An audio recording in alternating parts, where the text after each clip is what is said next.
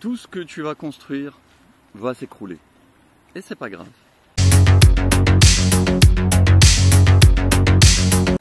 Bonjour, c'est Pragmatic Man.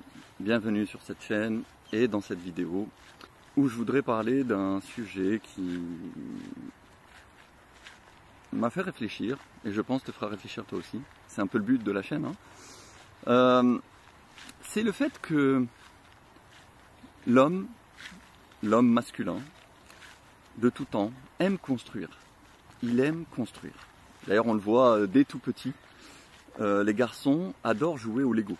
Bon, je vais me dire ouais c'est un cliché sexiste, blablabla, bref. C'est une réalité. Les filles moins. Les filles elles sont plus dans l'imaginaire. Elles aiment jouer avec leurs poupées, leur faire raconter des histoires, s'imaginer des vies en fait. Voilà, s'inventer des vies. Voilà. Dès qu'elles étaient toutes petites, elles s'inventent qu'elles sont maîtresses, infirmières, machin.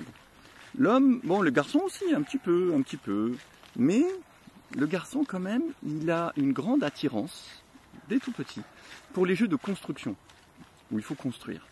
Les mécanos, les Lego, tout ce qui est construire quelque chose, même construire une cabane par exemple. Bon, aujourd'hui ça se fait plus trop malheureusement à cause de la vie citadine moderne, mais par exemple à la campagne pendant très longtemps, les garçons, typiquement, ils adoraient faire ça. Se mettre à 3-4 et venez on construit une cabane dans un arbre. Ou voilà, quelque part, dans un coin. Les filles ne construisent pas de cabane. Ça les a jamais attirées. Donc il y a quand même voilà, une réalité. Donc les hommes sont des bâtisseurs. Ce sont des bâtisseurs nés. C'est en eux, c'est dans leur instinct. J'ai envie de dire, ils sont sur Terre pour ça. Donc voilà. Ils aiment construire. Et donc, fatalement, ils aiment construire des choses solides. Voilà. C'est-à-dire que quand on fournit des efforts, on voudrait que le résultat tienne le plus longtemps possible. Voilà. Ce qui est logique. Donc, je construis quelque chose, ça nécessite de ma part des efforts, donc je vais m'arranger pour que ce que je construis soit le plus solide possible et qui dure le plus longtemps possible. C'est comme ça que les hommes ont construit des châteaux qui durent 1000 ans. Ils ont construit des pyramides qui durent 3000 ans, et ainsi de suite, ou 4000 ans pour certaines, bref. Donc, l'homme est un constructeur, et un constructeur qui veut que ce qu'il construit dure longtemps. Le problème, c'est que la société moderne casse tout ça. Dans la société moderne dans laquelle on est, c'est le contraire. Tout doit changer très vite. Tout est remplacé très vite. Tout bouge très vite. Tout est devenu, en somme, précaire. Voilà, c'est vraiment la société de la précarité. Donc, tu vas, par exemple, au niveau professionnel, tu vas dans un taf, 2 ans plus tard, 3 ans plus tard, soit on te dégage, soit t'en as marre, soit tu trouves mieux ailleurs, tu changes. Tu t'installes dans telle ville, 5 ans plus tard, tu déménages. Tu te maries avec une femme qui, soi-disant, t'aime et pour la vie, t'es l'homme de sa vie, blablabla, blablabla. Et puis 2 ans, 3 ans, 5 ans, 10 ans après, elle te dit que t'es une ordure et tu te casses. Et elle te dégage. Bon. Donc en fait, tu te rends compte que tout ce que tu fais ne tient pas. Et ça, c'est très déprimant pour un homme. C'est-à-dire que ça fait du mal en fait, ça casse intérieurement l'homme. C'est-à-dire parce que nous, on voudrait que les choses durent. On veut faire des choses qui tiennent longtemps, qui soient solides.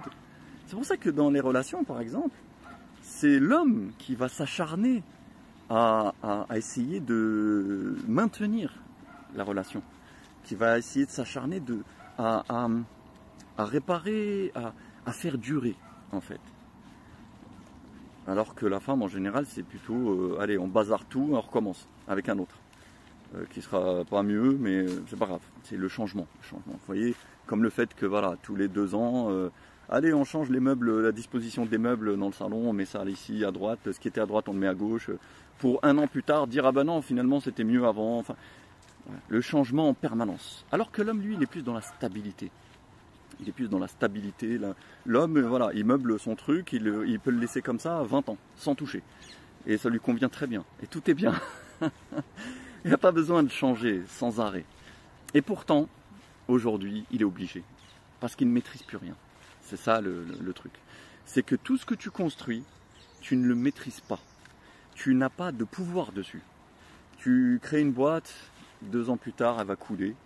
Parce que les choses ne se passent pas comme tu pensais. Ou alors parce que ça se passe bien, mais tu en as marre, alors tu vas la revendre. Voilà, parce que bon, tu te rends compte que, pareil, que les choses ne sont pas comme on croit. Et puis toi-même aussi, des fois tu changes, hein, faut être honnête, hein, l'homme aussi il change, c'est-à-dire que ce qui te passionne aujourd'hui, dans 5 ans ça va te dégoûter. Donc tout ça fait que les choses aujourd'hui ne sont plus solides. Ce qu'on construit ne tient plus tellement. Même tu fais par exemple des enfants, ils grandissent, ils changent, ils partent. Par exemple, tu construis une maison, plus tard tu vas la vendre parce qu'elle sera vide, parce que tu vas divorcer, parce que tes enfants vont partir, elle n'aura plus d'intérêt, elle sera devenue trop coûteuse, inutile, tu vas la vendre. Voilà, attention, c'est pas toi qui vas la vendre, c'est voilà, le divorce qui va la vendre, ou c'est tes enfants plus tard quand tu vas mourir qui vont la vendre, etc. Le but de cette vidéo, c'est de te dire, c'est normal, tout ce que tu vas construire va s'écrouler, tout va s'écrouler. Tous ces efforts que tu vas faire, tout ce travail que tu vas fournir, tous ces rêves que tu as, tous ces espoirs vont à la fin s'effondrer. Et c'est pas grave. C'est ça la clé, je pense qu'il faut avoir, c'est de se dire, c'est pas grave. Tout est voué, de toute façon, à disparaître, hein, c'est ce qu'on dit, tu es né poussière et tu redeviendras poussière, etc. etc. C'est-à-dire, de toute façon, rien n'est fait pour être éternel. Donc, je pense qu'il ne faut pas trop s'attacher à ça, à ce qu'on fait. Et c'est là où c'est un équilibre assez difficile à trouver. C'est-à-dire qu'il faut construire, il faut continuer à avoir des projets, il faut s'investir, il faut essayer de tout faire pour bâtir quelque chose, et quelque chose de solide dans sa vie. C'est vrai. Mais tout en sachant que ça va s'écrouler. Et c'est pas grave. C'est pas grave. C'est comme si tu construisais un château de sable sur la plage. Tu vois, tu construis un beau château de sable, bien fait et tout. Il y en a des fois, je les vois, c'est magnifique. Hein. Même des fois, c'est des enfants. Ils font des châteaux de sable vraiment bien. Mais ça va se détruire. C'est-à-dire après la marée va monter, elle va balayer le château, le sable va se ramollir et tout sera effacé. Comme si rien n'avait existé.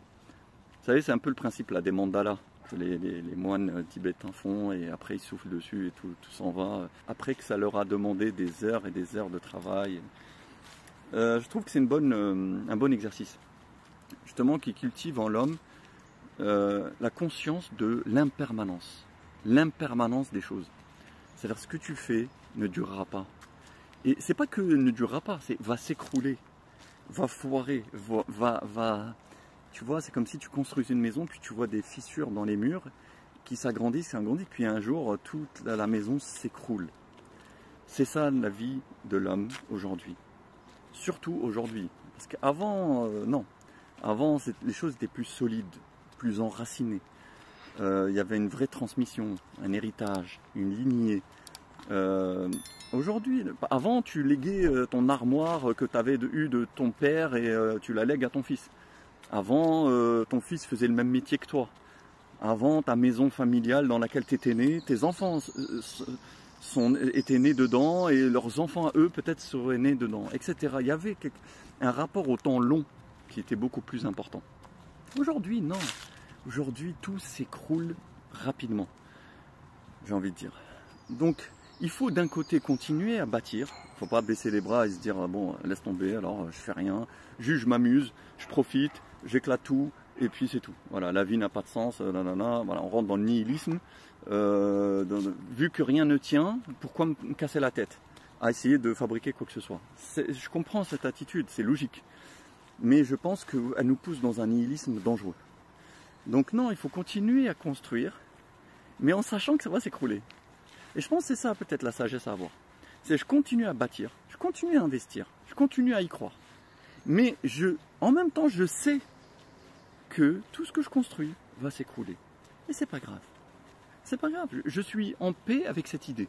Il faut être en paix avec l'idée que ce que tu fais ne marchera pas. Mais qu'il faut le faire quand même. Voilà. C'est aussi simple que ça. Moi, je pense qu'il faut vraiment... Enfin, quand je dis aussi simple que ça, non, c'est pas simple du tout. Mais je veux dire, c'est peut-être là, vous voyez, le paradoxe qui sert de clé de compréhension. C'est comme un soldat, par exemple, qui est dans une bataille. J'aime bien cet exemple. Il sait que la guerre est perdue. Il sait que c'est foutu. Voilà. Il sait, il voit les rapports, machin, on lui parle, il voit autour de lui. Il sait qu'ils sont en train de battre en retraite sans arrêt. Il sait qu'ils n'ont pas la force de remonter tout ça. Il sait que c'est mort, il sait que c'est foutu. Ils vont perdre la guerre. Mais il continue de se battre quand même. Parce que c'est son devoir. Voilà. Il y en a, ils préfèrent se rendre. Ils disent, bon, bah, dans ce cas-là, si on a perdu, je me rends, je sauve ma vie. Non, il ne faut pas être comme ça. Parce que peu importe, en fait.